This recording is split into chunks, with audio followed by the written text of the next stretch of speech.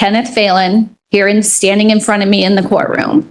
A special appearance is when you're an attorney. Kenneth Phelan. Mr. Phelan, if you want me to find that you're not Mr. Phelan, then I'll issue a warrant for your arrest for failing to appear. Do you want me to do that? Well, that's what happened last time, but I don't. Last time you didn't appear in court, so I issued a warrant for your arrest. So if you want me to make a finding that you're not stating that you're Kenneth Phelan, then I'll find that you failed to appear and I'll issue another warrant for failing to appear. So, No, I'm going to... don't do that, please. Well, then stop playing your stupid-ass games before you win another stupid-ass prize. Okay. Hey everyone! Welcome back to today's video. In this one, we've got two sovereign citizens appearing in court, one who's clearly all in, and another who's almost guaranteed to follow the same path. Let's just say, between the two of them, common sense is in very short supply. So, with that, let's get started. And we do have Jimmy Ray Howard, I believe. Good morning, Mr. Howard. Can you hear us? I object. It sounds like court's trying to subject me to your jurisdiction. Is this a court of record? So, Mr. Howard, this is 86th District Court. It's the time and place for an arraignment in case 26-5132-SM. You're zooming in with us this morning. Also zooming with us is defense attorney Roberts. She comes to us through the Indigent Defense Council, and she's here to assist with the arraignment process. We also have Assistant Prosecutor Ms. Wandmacher zooming in with us. I never gave consent to have any attorney appointed to speak for me. She's not Anyway. appointed to speak with you, sir. She's sitting in with us. She is here to assist if you are interested in speaking with her, but you certainly do not have to. Okay, well, this is a court of record, correct? Yes. Okay, one to UCC 1-103 and UCC 1-308. I reserve all my rights at all times, and I waive none ever. I'm here by special appearance only, not generally, under threat, duress, or coercion as authorized representative in this tax court. Okay, so sir, you're reading from the Uniform Commercial Code, which has nothing to do with criminal law. You also just mentioned tax code. So I don't know if you don't want my assistance, that's fine. But everything you just read has nothing to do with what you're here for this morning. I move the court to take judicial notice of 28 U.S.C. Okay, Mr. Howard, I need you to stop talking. This is the time and place for an arraignment on an alleged operating without security, operating without a license, operating an unregistered vehicle. And I don't want any games. I just want to move on with this. So let's see here. I also need you to report to the Antrim County Jail to get your fingerprints taken. So we're going to have to work that into the schedule. But as far as the allegations in this complaint, Mr. Howard, would you like to stand mute? I'd like to move for dismissal. No process. Okay. Lack of jurisdiction. That's not something that we would do here at the arraignment. So what I can do is ask the court to enter a not guilty plea, that you stand mute, and we can set it for a pretrial. Do you want to be screened for a court-appointed attorney, or would you like to operate in pro per and represent yourself? I'm going to represent myself. I'm going to represent myself. Yep, it's official. And honestly, he sounds exactly as you'd expect. Anyway, that wraps up the hearing. It was a short one, with most of it just setting his next court date for April. Up next, we've got another sovereign citizen. He starts off trying to stick to the usual script, but the moment the judge makes even a small deviation, he completely falls apart, stumbling over his words and eventually going quiet. Court now calls the case of Kenneth Phelan, 26M23. Mr. Phelan, if you want to come forward. Mr. Phelan is here in person in the courtroom. Thank you for being here today. Mr. Shield is here in person on behalf of the prosecution. I'll find good cause, or I don't need to find good cause. Mr. Phelan, did you understand the rights that you have that I explained earlier? I'm here under a threatened arrest from the state of Colorado, and I retain all of my rights. Okay, so I'm assuming since you're retaining your rights that you understand what your rights are, correct? All right. In your case, you're charged with a petty offense of third degree petty offense. A petty offense of third degree trespass. If you were to plead guilty or be found guilty of this offense, you could be ordered to serve up to 10 days in jail and pay a fine of up to $300. Do you understand the charge that you are accused of? No. What about that charge do you not understand? To the U.S. Constitution, I'm allowed to go into, well, I have a right to petition the government, and so I don't understand how this charge is lawful.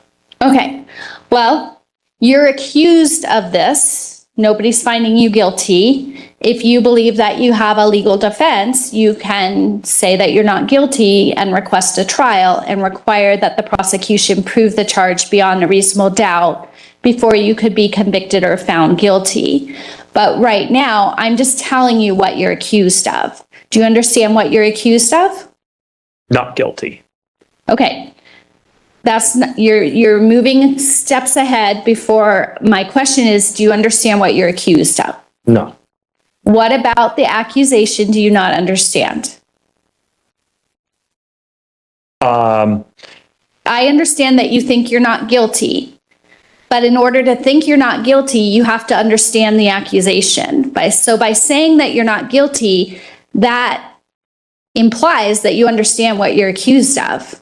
Because you couldn't say that you're not guilty if you didn't understand it. So do you understand what you're accused of? I am in standing of being that this charge is frivolous and malicious. Okay. So you can plead not guilty and seek to require that the district attorney prove the charge beyond a reasonable doubt and that the charge isn't frivolous or malicious, which isn't a defense, by the way. I am going to interpret your response as you understand what you're accused of because you're telling me that you're not guilty of it and that the charge is frivolous and malicious. You couldn't say that the charge was that you think it's frivolous or malicious if you didn't understand what it was. So I'm interpreting your response to mean that you understand what you're accused of. The next step in this process is I have to issue a thing called a mandatory protection order. So at this time, I'm ordering that you may not harass, molest, intimidate, retaliate against, or tamper with any of the people who are witnesses or victims of the act that you are alleged to have committed. Okay? And I still have the right to face my accuser, is that correct? You do. You're not allowed to harass, molest, intimidate, retaliate against, or tamper with them, though. So in the state, so the U.S. Constitution says that the state is not allowed to charge a citizen without the jurisdiction of the Supreme Court, and this and I understand that this is the state of Colorado charging a person of the United States. He's no better than the first guy. Article 3 of the U.S. Constitution, the one sovereign citizen types love to cite. actually makes it clear that the Supreme Court only has original jurisdiction in very limited situations, like disputes between states or certain cases involving state parties.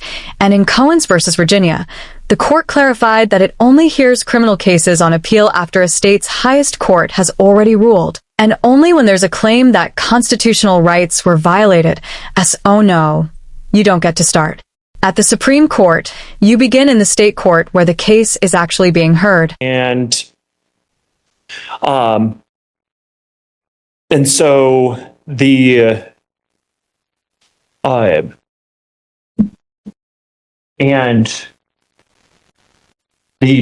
so the jurisdiction is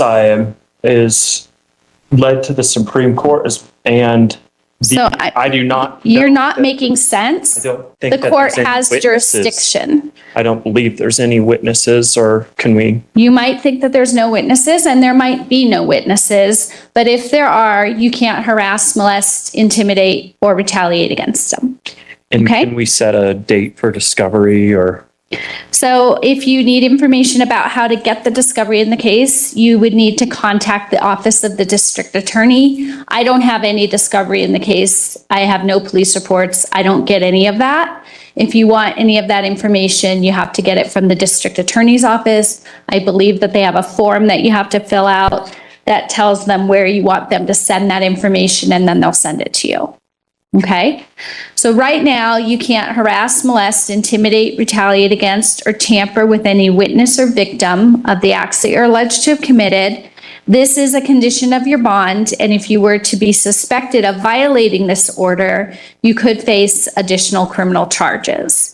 So in a moment, my clerk's going to have a copy of that protection order. She's going to ask you to sign it and acknowledge that we're giving you a copy of it. And you can take a copy of it with you. If you have questions about what that order says, you will have a copy and you can read it as many times as you want to, or go over it with the help of an attorney, okay?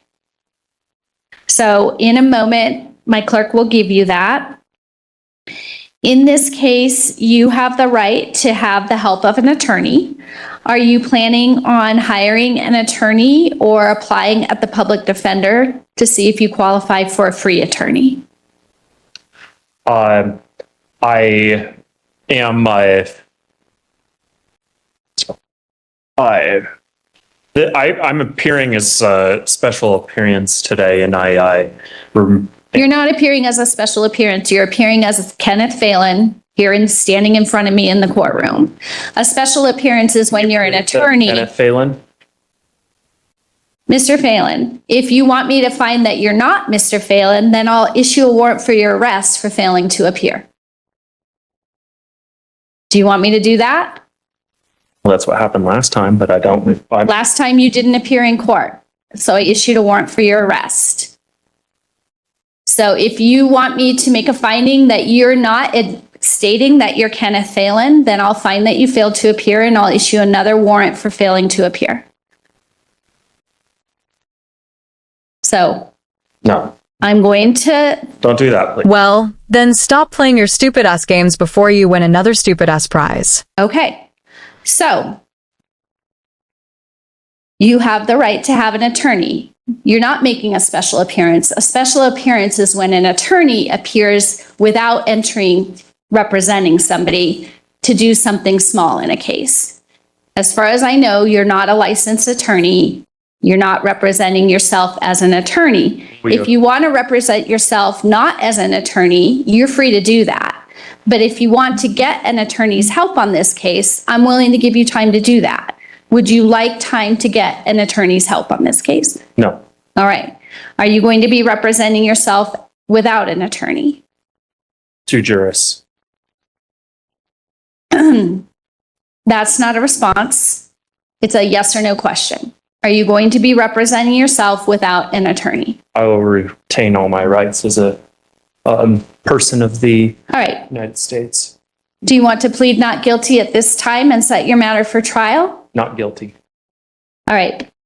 We're going to go ahead and set this matter for a trial. I have an advisement that I need to give you because you're setting the case for trial without the help of an attorney. So I have a series of questions that I have to ask you. Do you understand that you have the right to be represented by an attorney throughout these proceedings?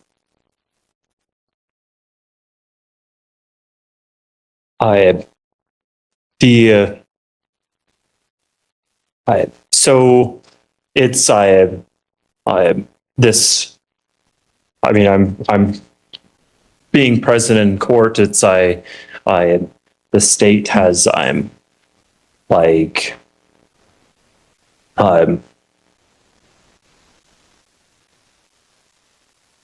It's a yes or no question. You told me that you were exercising all your rights. One of your rights is the right to have an attorney. Do you understand that? Yes or no?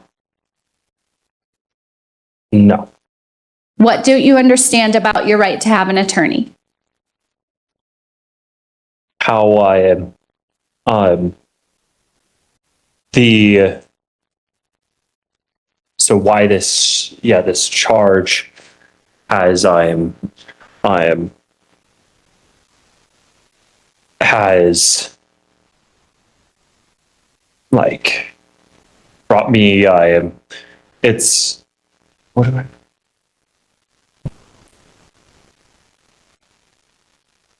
so an attorney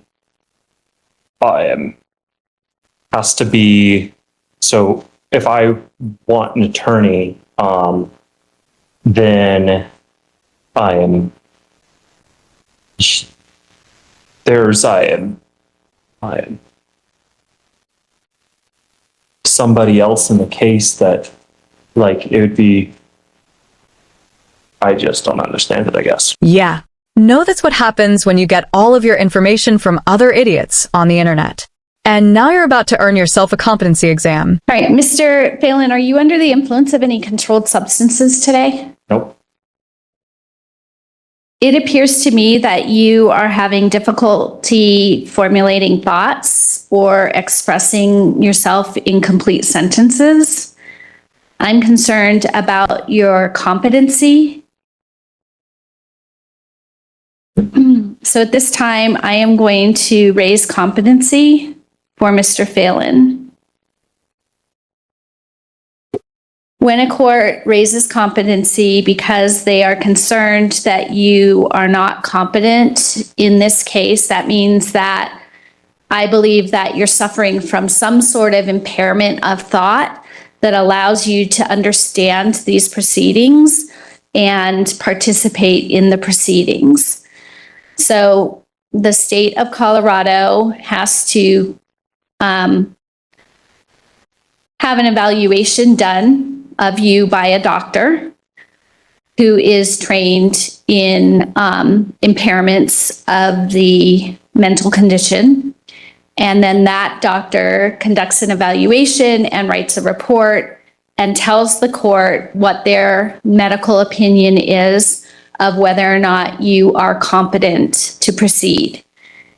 So I'm going to issue an order that I do not consent.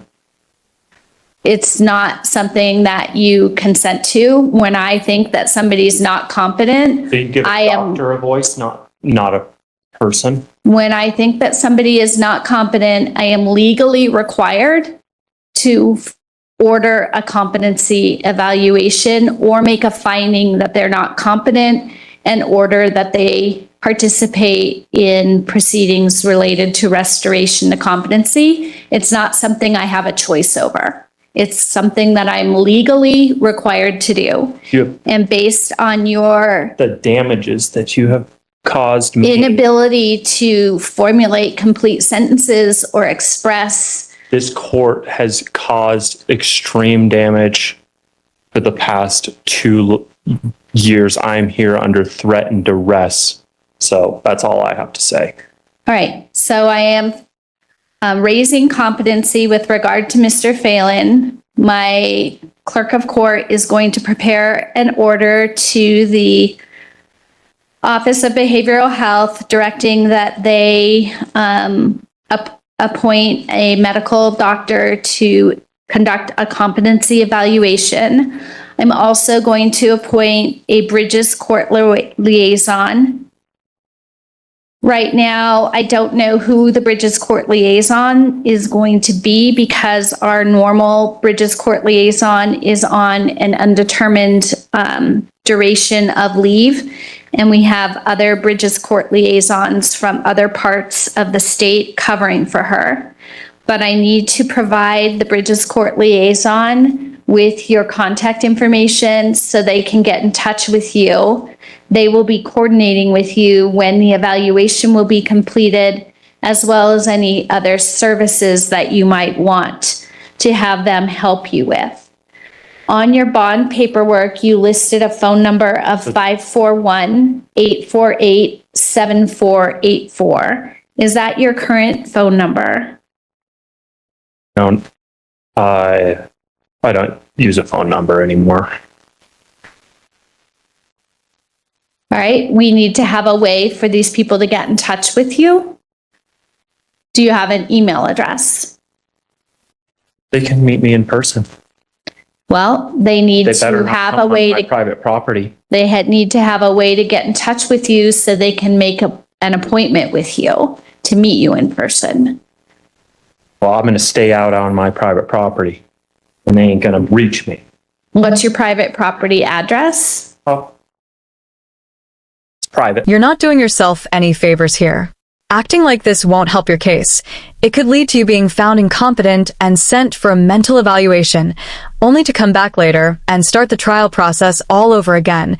And if you keep refusing to cooperate with a competency exam, the judge can order you held in custody without bond until that evaluation is completed. All right, Mr. Phelan, it looks like the summons lists an address on State Highway 131. I'm going to have you return to court. I move. Okay, I'm going to have you return to court on Friday morning, and I'm going to have the Bridges Court liaison here so that the Bridges Court liaison can speak to you directly about making an appointment with you.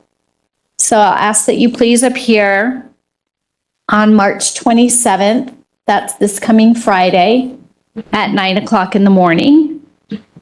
You can appear virtually or in person.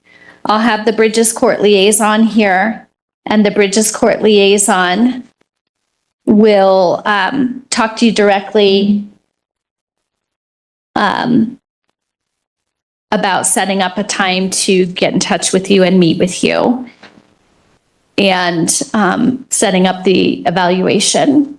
Okay? The 29th? March 27th, that's this coming Friday Okay.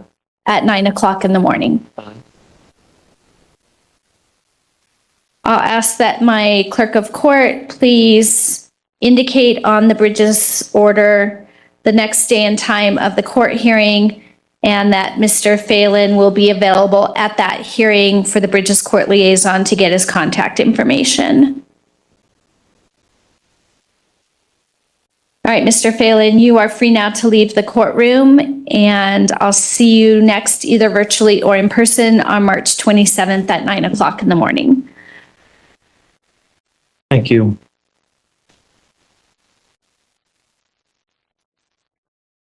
Mr. Phelan, we do need you to sign that protection order, and then my clerk will make a copy for you. I'm not signing it. All right, if you refuse to sign it, you've still been advised of it. My clerk will write that you refuse to sign it, and if you want to get a copy of it, she can make a copy for you.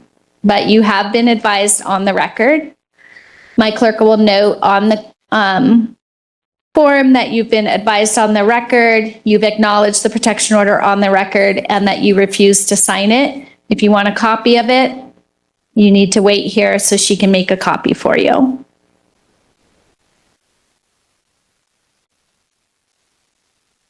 For the record, Mr. Phelan has exited the courtroom.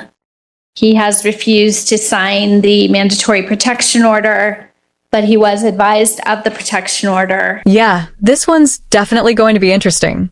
And honestly, to most people, sovereign citizen arguments sound so far outside the norm that courts sometimes order competency evaluations, not as an insult, but to determine whether someone fully understands the proceedings and is choosing their behavior, rather than being affected by a genuine mental health issue. That's the end of the video. If you enjoyed it, hit the like button. If not, go ahead and hit dislike, but either way, drop a comment below. And don't forget to subscribe with notifications on so you don't miss any future content.